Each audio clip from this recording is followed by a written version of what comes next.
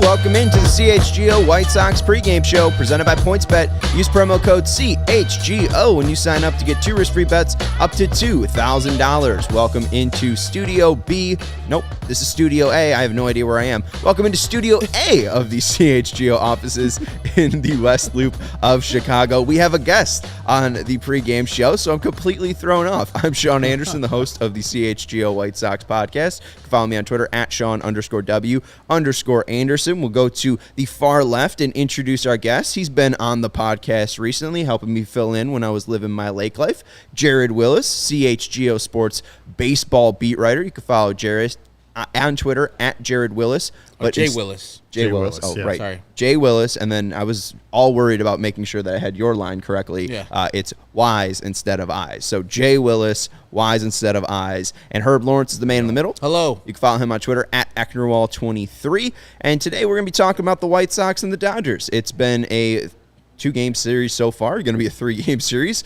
Dodgers won last night. White Sox won game 1. We're looking for a win of this series. So, Jared, what have you made of this series so far? Sox get the 4-0 victory on Tuesday. They lose 4-1 last night. What have you made of it so far?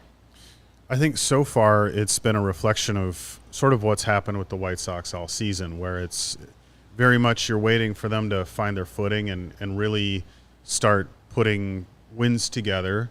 And a lot of that boils down to the offense. You know, can you get consistent production from the offense? Because, 4 runs in the first game is pretty good, but it's not great. But it was enough in that case. But then you turn around and you get the 1 run on the Jake Burger home run last night. So that's what I think we're, for the season in general, but in this series right now, looking for is, can this offense get going and really have a sustained stretch of success? So I like the lineup today just because so much of the talent is stacked up at the top. You've got your best hitters there at the top. Mm-hmm. And I think in this case, that's the best recipe for go out and get a series win, because if they can do that today, then you have 2 series in a row where you beat the Rays in 2 games out of 3. Now you beat the Dodgers 2 out of 3. And that's kind of how you start climbing the standings. I agree. That's exactly what I was saying, because if you look at the Dodgers, they don't put their best players 6th, 7th, and 8th and 9th. Their best players are at the top of the lineup. Marcus Lynn Betts at the top. Freddie Freeman, not their traditional 2-hitter, number 2. You have Trey Turner. They stack their lineup because they know they want to give their best players the most at bats. And you heard the broadcast last night with Eric Karros and Joe Davis going off on the White Sox, which is very rare for a broadcast team on an opposing team to talk about the other team's lineup construction. And they were like, this guy gets 4 at bats. Guaranteed. He gets the most at bats. And they were talking about Lurie Garcia and like, he's not good. Pretty much said that. And they were dumbfounded by how bad the lineup was by Tony La Russa. Today's lineup a little bit better. We got back to the lineup that was winning us 3 games in a row with Danny Mendick up the top and doing those things with Andrew Vaughn back in the lineup as if he's not some 24-year-old great hitter. He needs an off day on a Wednesday night versus Tony Gonsolin. Yeah, you're going to make Herb upset if you're talking about that. I thought this was funny. We talk about comparing the White Sox to the Dodgers. Obviously, a World Series favorite in the Dodgers and a World Series hopeful in the White Sox. This was from Vinny Duber's recent piece on allchgo.com. Make sure you head to allchgo.com so you're becoming a member. You can read Vinny's great work. You can read Jared's great work when he posts on our site. But this is from good old Tony La Russa. He said, when we're good, that's what we do. You watch the Dodgers, that's one of the things we have in common. They do it a lot, and when we're good, we do it. When we're really good, which is what we want to be, we have to do it consistently. The Dodgers, I tip my cap to them.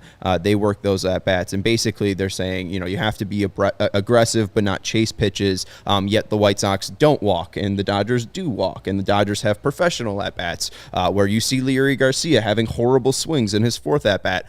It really it sounds delusional in my mind, just some of the things that has come out of Tony La Russa's mouth recently. I don't know if it's concerning at the end of the day because players need to play. We've kind of had this discussion recently, Herb, like, is it the players? Is it the manager? Is it the front office for constructing this team the wrong way? Is it on the owner for not spending more money and forcing this manager on this team? There's a lot of different questions on why this team is 26 and 27. The more that we sit with this though, we have a good lineup today. What are you expecting from the boys in black and white? They're going against Tyler Anderson, your cousin, Yes. left-handed Dear cousin, a left-handed guy who they usually dominate. They usually do very well versus soft tossing lefties, and that's what he is. Tops off, I think, 92-mile-per-hour fastball, just garbage pitcher, garbage pitching, not a garbage pitcher, garbage pitching, like change up, things like that. All the Sox need to do, as in with Tony Gonsolin, pick a spot, pick a upper, middle, side, corner, off the plate, wherever you need to do, and attack that zone. If he pitches the ball in a different quadrant, if it's not 2 strikes, let that ball go.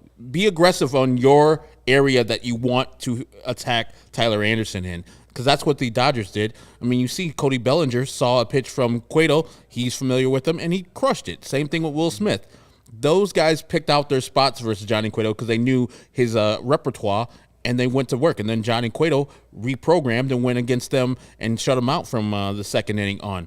That's what the White Sox need to do. Just understand where Tyler Anderson's going to be throwing the ball and then pick that spot and attack it.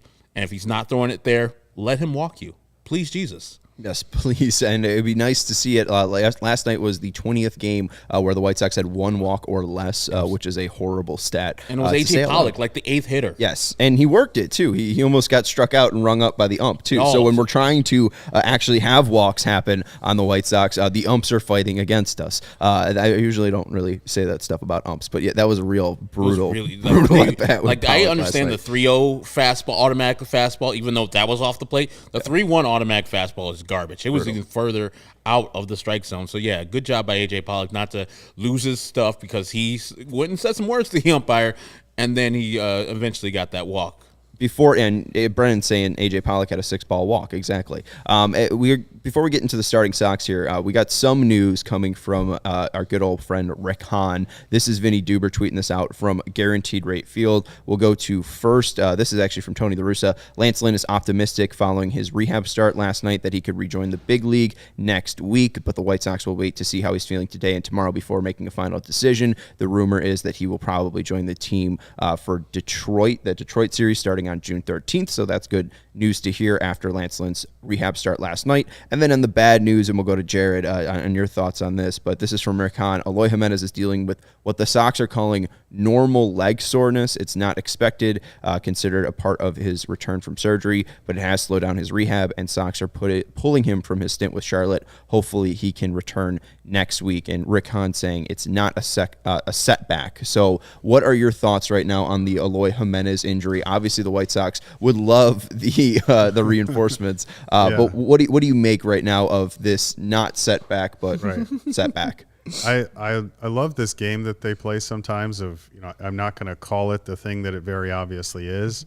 If I can speak about the team on the other side of town very briefly, it's like when Jed Hoyer won't call it a rebuild, but come on. We all have eyes. We're looking. Yeah. So in this case, okay, you don't want to call it a setback. That's fine if you don't. It feels like just a semantical game. Mm-hmm. And it's unfortunate because getting Lance Lynn back is obviously going to be great, but the thing that this team needs is better production from their offense. So getting Eloy back, I think that's the bigger, that's the guy they need back more at this point. So he's gotten a lot of praise in the past for his ability to come back from injuries quickly, and in some cases more quickly even than they expect. Mm-hmm. But it might be a point where they're seeing, the way he's responding and trying to slow things down.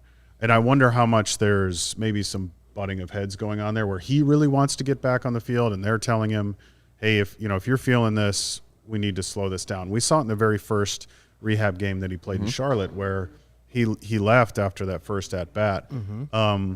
So as much as, again, I think they need him back, I think what they have to be very careful with is let's not allow, again, I'm kind of speculating here, but let's not let him drive the timetable so much. And if we need to slow him down a little bit so that he can be healthy in the second half, that's probably the better long-term move.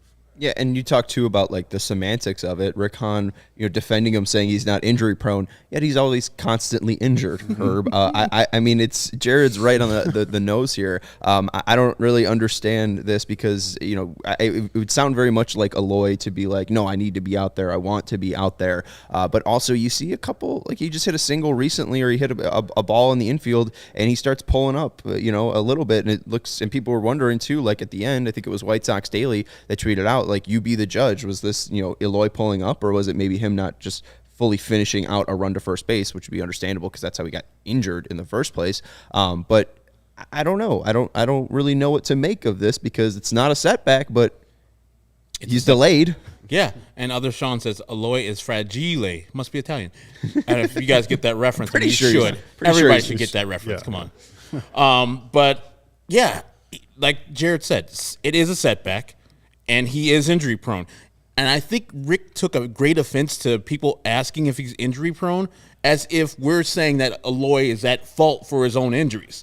Some of them he is, but he is injury prone. What he did to get injured was a lunge towards first base at the back of the bag. That is not the way it's taught. I'm sure the White Sox don't teach it, even though we saw it like the game after that with Luis Garcia doing the same thing. Injury prone doesn't mean necessarily that Eloy is that he's causing his injuries, but he is, and this is a setback, and it's fine to have it.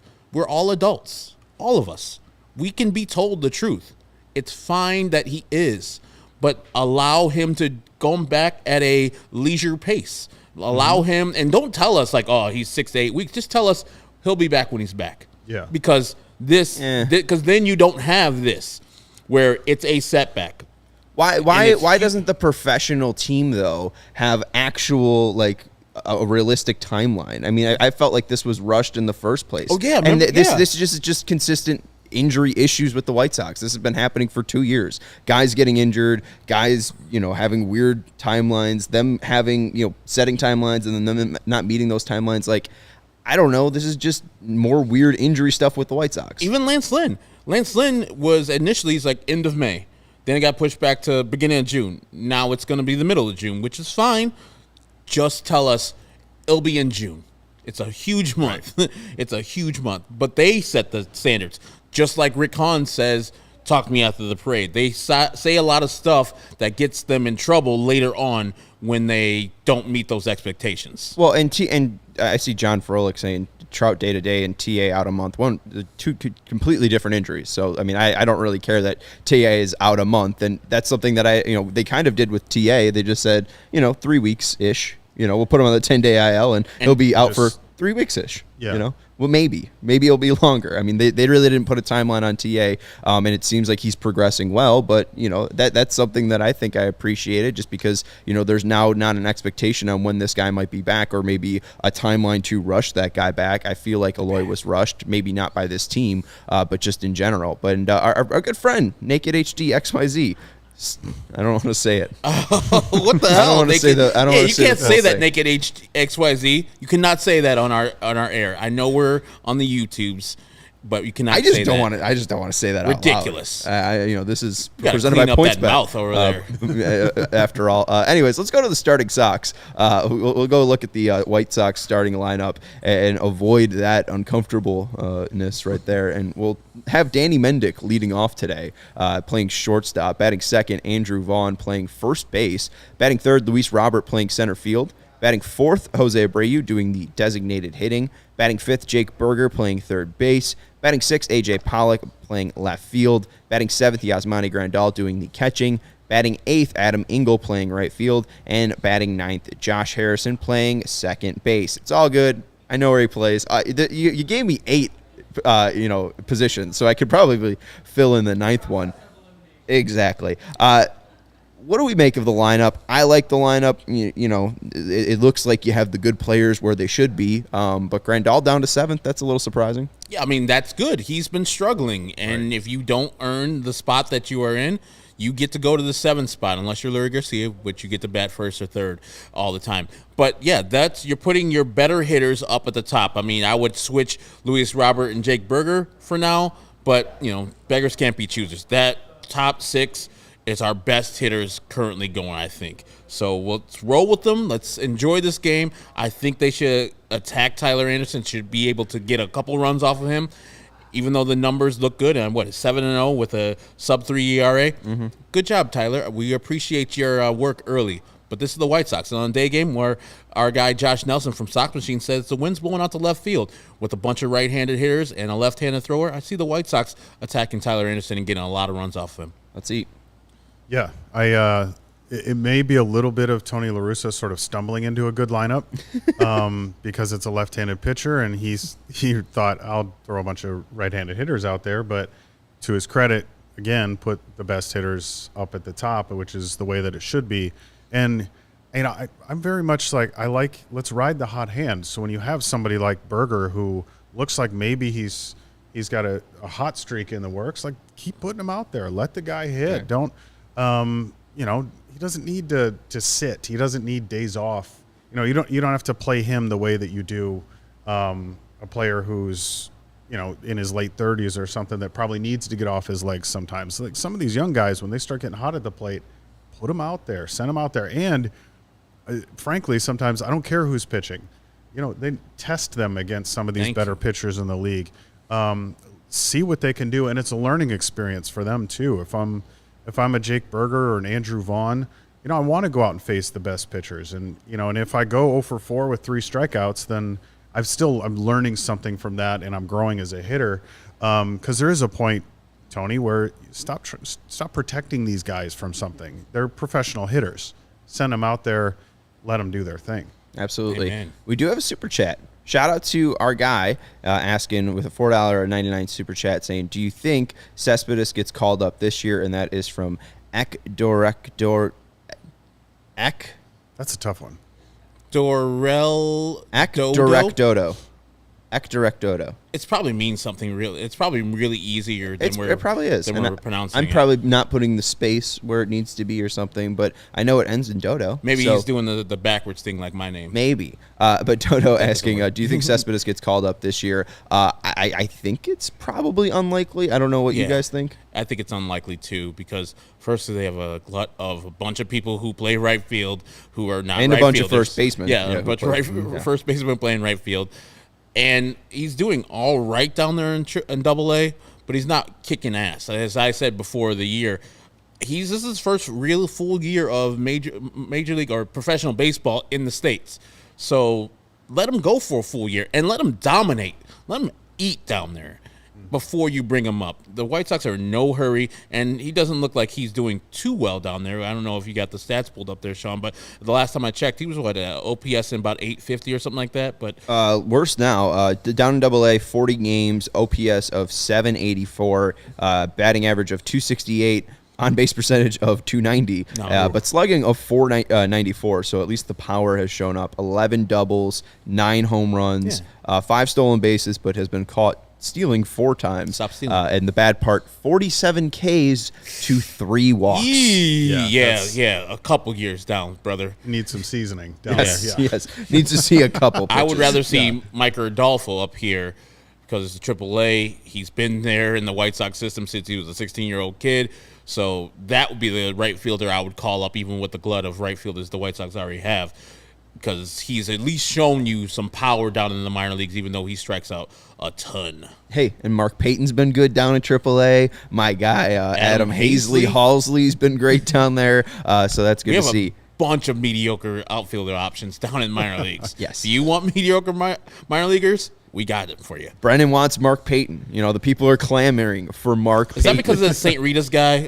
No, I think he's because Mark Payton's from Louisville and Brennan's a Louisville guy. Okay. I think that's why, but I'm not sure. And our guy Dodo just said it's just a bunch of random letters. So I'm just going to call him Dodo because that's the easiest and quickest thing to do. Dodo. And thank you very much for supporting us with the Super Chat. Let's go look at the Dodgers lineup. We got Mookie Betts leading off for the Dodgers playing right field. Freddie Freeman batting second playing first base. Trey Turner batting third playing shortstop. That has stayed the same for these first 3 games for the White Sox and Dodgers. Max Muncy cleanup playing second base. Bad. Max Muncy's back. Brass monkey. Then you got Will Smith doing the DHing, batting 5th. Batting 6th, Justin Turner playing third base. Batting 7th, Cody Bellinger playing center field. Batting 8th, Gavin Lux in left field. And batting 9th, Austin Barnes doing the catching. Tyler Anderson's your pitcher. They barely changed anything. Max Muncy came off the IL. They put him in the lineup instead of having our former White Sox farmhand, what's his name? Eddie Alvarez as the designated hitter. They put Max Muncy in there. So they've improved and pretty much kept the lineup the exact same with the exact same players and just moving Will Smith from catcher to DH and putting Barnes as the catcher today. That works. You see their record. Consistency. Show up, Tony. Well, and Dave Roberts is not the greatest tactician, but he knows to have consistent lineups is the best way to go. There's no Mookie Betts, Freddie Freeman, and Trey Turner on the White Sox, though. Let's be fair. Right. No, but also there's enough people like Andrew Vaughn to be, hey, when I am in the lineup, I'm no lower than 5th. No lower than 5th. You put me 2nd or 3rd, and if you have somebody's on a hot streak, you put me in 5th, smooth. But the last time I played, I was like 8th. Bullshit. Come on now. I'm Andrew Vaughn. That's what I would say if I was Andrew Vaughn, but that's why he's a better man than I. I'll cuss Tony out every day. Absolutely. Put me in below 7th. Yeah, I know you're not afraid to. All right, real quick, the pitching matchup, Tyler Anderson versus Dylan Cease. Tyler Anderson in the year, 55 2/3 innings pitched. He's allowed 47 hits. He's given up 16 earned runs. He's got 53 strikeouts to 6 walks, so you're going to get on base by hitting Tyler Anderson. And we got to Cease the day because Dylan Cease is on the mound. He has a 3.39 ERA, 58 1/3 innings pitched, 45 hits allowed. He has allowed 30 walks this year after the 7 that he allowed in Tampa in his last start. But 81 strikeouts on the year and an ERA plus of 1.14. What's the key for Cease here? Obviously limiting the walks like he didn't do in Tampa, but what else is the key here against the Dodgers today for Cease? Attack. Just attack these guys. Yeah. Do not let them on the bases because that's when they become more deadly.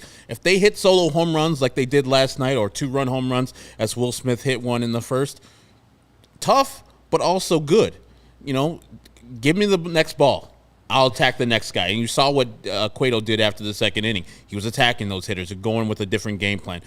Nibbling, mealy mouth around the strike zone, not good for Dylan Cease. You saw the 7 walks he had versus Tampa. That led to the White Sox going, well, they actually won that game, but that was not a great effort from him. He is not that pitcher who walks guys.